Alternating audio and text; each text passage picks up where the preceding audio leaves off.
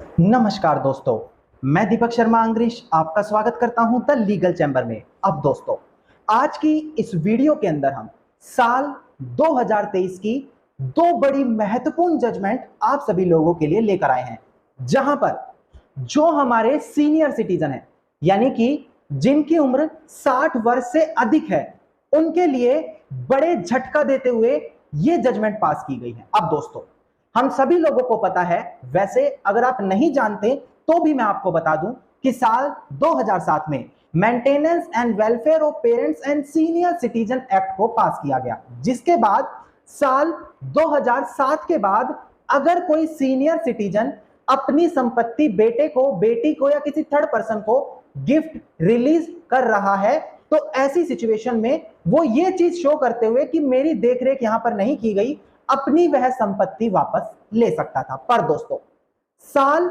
2023 के अंदर दो बड़ी महत्वपूर्ण अभी तक पास कर दी चुकी है, जहां पर सीनियर सिटीजन को बहुत बड़ा झटका लगा है और ऐसी सिचुएशन में सीनियर सिटीजन के अगेंस्ट ये चीजें जाते अब दिखाई दे रही है। और आज की वीडियो के अंदर भी जो ये कानून के अंदर थोड़े बहुत चेंजेस ला रहे हैं, वो भी चीज मैं आपको क्लियर करके देने वाला हूं। अब दोस्तों, अगर आप लोगों को हमारी ये वीडियोस अच्छी लगती हैं, आप लोगों को हमारी तरफ से किए गए ये एफर्ट्स अच्छे लगते हैं, तो मेरा आप लोगों से अनुरोध है, वीडियो को आप लाइक जरूर करें और अपना कमेंट सेक्शन में जरूर लिखें। तो चलिए दोस्तों, अब आज की इस वीडियो को हम ज्यादा लंबा ना करते हुए आज की इस वीडियो को स्टार्ट करते हैं।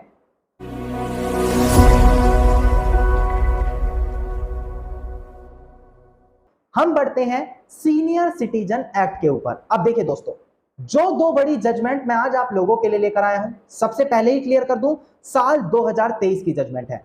पुरानी जजमेंट पे अपडेट्स मैं कम ही आप लोगों के लिए लेकर आता हूं। अब आज की वीडियो ज्यादा बेहतर तरीके से समझने के लिए आपको सेक्शन 23 सीनियर सिटीजन एक्ट को समझना बहुत जरूरी है, क्योंकि यही वो सेक्शन है जिसके तहत सीनियर सिटीजन अपनी दी गई प्रॉपर्टी को वापस पा सकते हैं। अब देखिएगा, डिस्प्ले पर आपको मैं सेक्शन दिखाकर क्लियर कर देता हूं। देखिएगा, सेक्शन 23 क्या कहता है, transfer of property to be void in certain circumstances, यानी कि किस स्थिति के अंदर जो प्रॉपर्टी ट्रांसफर की गई है उसको अवैध माना जाएगा। इसका सब क्लोज 1 ध्यान दें, उसी से आपको क्लियर हो जाएगा। देखिएगा, वेयर एनी सीनियर सिटीजन, यानी कि जहां कहीं भी कोई senior citizen who after the commencement of this act, यानी कि जब ये एक्ट पास कर दिया गया उसके बाद, यानी कि साल 2007 के बाद, has transfer by the way of gift और अदरवाइज, कि अगर वो अपनी संपत्ति गिफ्ट या किसी दूसरे तरीके से ट्रांसफर कर देते हैं। अब यहां से ध्यान दीजिएगा, subject to the condition that transferee should provide the basic amenities and basic physical need to transfer, कि जिसको वो प्रॉपर्टी दी जा रही है वो basic requirement, basic physical need उस डोनर को देगा, इसके बदले में वो प्रॉपर्टी दी गई है। एंड सच ट्रांसफरी रिफ्यूज और fail to provide such amenities and physical need, और इसके बाद जो वो ट्रांसफरी है, जिसको वो प्रॉपर्टी मिली है, वो उन बेसिक नीड को प्रोवाइड नहीं करा पाता, तो ऐसी कंडीशन में क्या होगा, the said transfer of property shall be deemed to have been made by fraud और कोएर्जन और अनडू इन्फ्लुएंस, यानी कि जो वो प्रॉपर्टी ट्रांसफर की गई है ऐसा माना जाएगा उसको धोखे में, दबाव में रखकर ट्रांसफर कराया गया है। And shall at the option of the transfer be declared void by the tribunal, और जिसने वो प्रॉपर्टी दी है यानी सीनियर सिटीजन, उनके कहने पर ट्रिब्यूनल उस ट्रांसफर को अवैध भी ठहरा सकता है। सेक्शन 23 सब क्लोज 1 इसी बारे में बात करता है।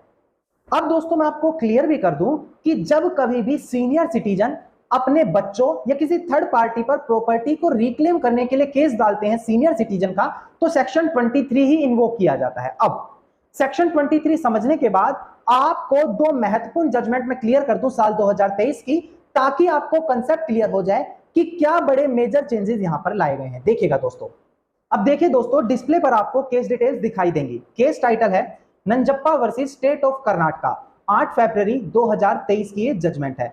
इसका सीआरपीएल नंबर देखिएगा 6200 ऑफ 2022, ये इसका क्रिमिनल पिटिशन नंबर है दोस्तों। नाउ ये जो जजमेंट पास की गई है 8 फरवरी 2023 को की गई है। अब इसके अंदर क्या इंपॉर्टेंट चीज क्लियर की गई थी ये मैं आपको बता देता हूं। देखिए दोस्तों, यहां पर कर्नाटका हाईकोर्ट ने यही क्लियर किया था कि जो सीनियर सिटीजन गिफ्ट डीड के माध्यम से या किसी अदर कंडीशन के माध्यम से प्रॉपर्टी अपनी दे रहे हैं किसी थर्ड पार्टी को, अपने बच्चों को, तो वो केवल तभी नल एंड वॉइड कहलाई जाएगी जब वो वहां पर किसी कंडीशंस के चलते बनाई गई हो। सरल भाषा में आपको मैं बताऊं, अगर ये चीज स्पेशली प्लीडेड है कि हाँ ये प्रॉपर्टी ट्रांसफर करने का पीछे का कारण ये है कि भाई मुझे बेसिक फिजिकली नीड्स प्रोवाइड कराई जाएगी, और अगर वो व्यक्ति यानी कि जो ट्रांसफरी है बेसिक फिजिकल नीड्स नहीं प्रोवाइड करा पाता, तभी उसको वॉइड माना जाएगा।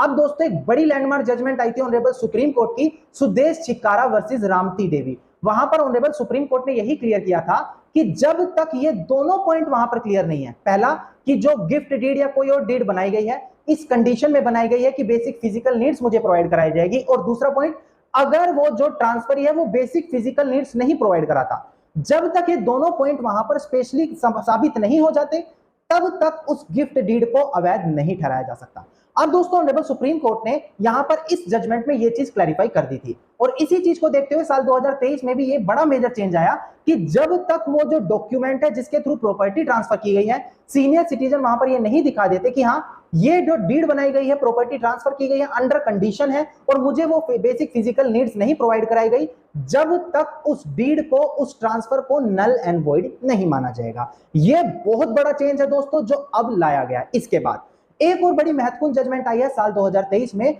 जहां पर ऑनरेबल दिल्ली हाई कोर्ट ने यह चीज क्लैरिफाई की है कि जो ये जजमेंट पास ही है, ये जो एक्ट लाया गया है 2007 से पहले, अगर कोई सीनियर सिटीजन 2007 से पहले अपनी प्रॉपर्टी ट्रांसफर करके बैठा है तो क्या वो भी सीनियर सिटीजन एक्ट में काउंट होगा? ये जजमेंट भी मैं आपको क्लियर कर देता हूं।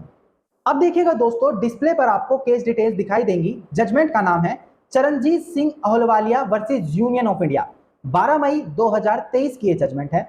इसका साइटेशन नंबर है देखिएगा दिल्ली हाई कोर्ट 3306, साल 2023 की ये जजमेंट है। अब आपको केस के फैक्ट्स क्लियर कर दूं और उसके बाद ऑनरेबल दिल्ली हाई कोर्ट ने यहां पर क्या क्लियर किया ये पॉइंट आपको क्लियर करके दिया जाएगा। दोस्तों इस जजमेंट के अंदर ऑनरेबल दिल्ली हाई कोर्ट ने क्या इस एक्ट का रेट्रोस्पेक्टिव इफेक्ट होगा यही पॉइंट क्लियर किया। रेट्रोस्पेक्टिव मतलब 2007 से पहले भी एप्लीकेबल होगा। देखिए इसके अंदर एक बड़ी महत्वपूर्ण जजमेंट का हवाला दिया गया, डिस्प्ले पर भी आप देख लीजिएगा। Human right and social welfare form representative to इस chairman doctor Vijani C Tilak versus union of India. यहां पर यही चीज क्लैरिफाई की गई कि जो स्टैच्यू है उनका ये रोल नहीं है कि वो जो ट्रांसफरी है यानी कि जिसको प्रॉपर्टी मिल चुकी है उसको परेशान करे। यहां पर इस एक्ट से ऐसा कोई भी इंटेंशन नहीं है, ये चीज यहां पर इस जजमेंट में क्लैरिफाई की गई थी। इसके अलावा यहां पर यह चीज भी क्लैरिफाई की गई कि ये जो एक्ट है इसको रेट्रोस्पेक्टिव तरीके से नहीं लिया जा सकता। मैं आपको समझा देता हूं। देखिए जो एक्ट बनाए जाते हैं, कोई लॉ बनाया जाता है, वो हमारे यहां पर स्टैच्यूज की तरफ से क्लियर किया जाता है जिसे हम लेजिस्लेटिव भी कहते हैं। कई बार क्या होता है जो कोर्ट्स होते हैं, ऑनरेबल सुप्रीम कोर्ट होते हैं, वो अमेंड तो कर देते हैं बट उनको भी जो स्टैच्यू की इंटेंशन है उसको माइंड में रखकर ही अमेंडमेंट करना पड़ता है। यहां पर यही चीज देखी गई कि जो सीनियर सिटीजन एक्ट है उनका काम ही यही है कि वो सीनियर सिटीजन को रिलीफ दे सके, पर स्टैच्यू जो है लेजिस्लेटिव जो लॉ को बना रहे हैं उन्होंने कहीं भी एक्ट में इस तरीके की इंटेंशन नहीं दिखाई कि ये जो एक्ट है ये रेट्रोस्पेक्टिव तरीके से एप्लीकेबल होगा, यानी कि 2007 से पहले जितनी भी ट्रांसफर हुई हैं उन पर ये एप्लीकेबल होगा, ऐसा कहीं भी मेंशन नहीं किया। अब अगर आप सेक्शन 23 सीनियर सिटीजन एक्ट देखते हैं जो मैंने वीडियो की स्टार्टिंग में भी आपको क्लियर किया था, वहां पर ये साफ साफ इंडिकेटेड है after the commencement of this act, यानी कि जब ये एक्ट लागू होगा उसके बाद से। तो ऑनरेबल दिल्ली हाई कोर्ट ने यही कहा कि साल 2007 के बाद से की गई ट्रांसफर को अवैध माना जाएगा अगर जो ट्रांसफरी है जिसको वो प्रॉपर्टी मिल रही है वो बेसिक नीड्स प्रोवाइड नहीं करा रहा। किसको नहीं करा रहा? सीनियर सिटीजन को। अब दोस्तों दो इंपॉर्टेंट जजमेंट मैंने आपको क्लियर की है, दिल्ली हाई कोर्ट की और कर्नाटक हाई कोर्ट की, जो साल 2023 में क्लियर की गई है।